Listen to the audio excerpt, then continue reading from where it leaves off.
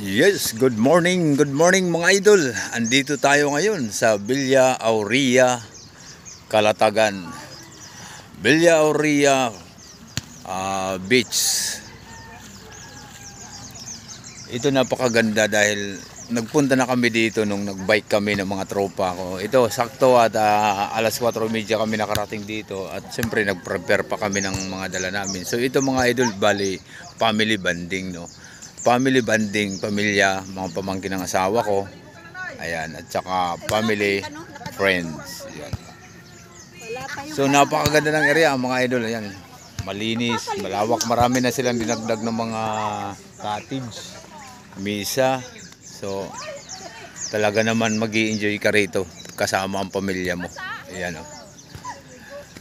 Villa Aurea Beach Campsite mga idol. At ito, nag-prepare kami ng mga aalmusalin namin mga idol. Siyempre, ayan yung ating mahal na asawa. Ayan. Mga pamangkin niya. Nandito, ayan. Oh. Andito yung asawa ng kanyang pamangkin. Siyempre. At nandun yung dalawa natin na family friends. Yun, sa labas. So maya maya maliligo tayo ng maaga mga idol.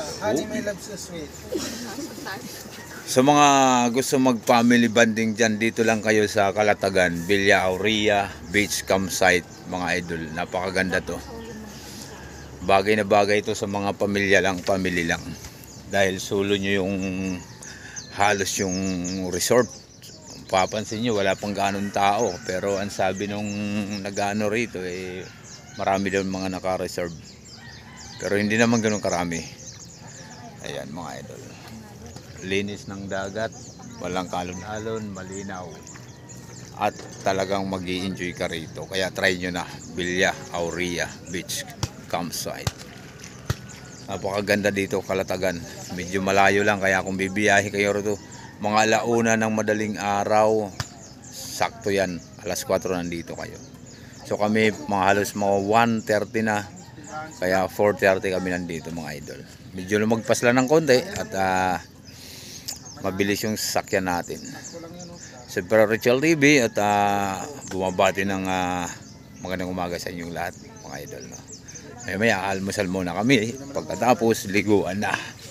Yun. Yun lang, family banding mga idol.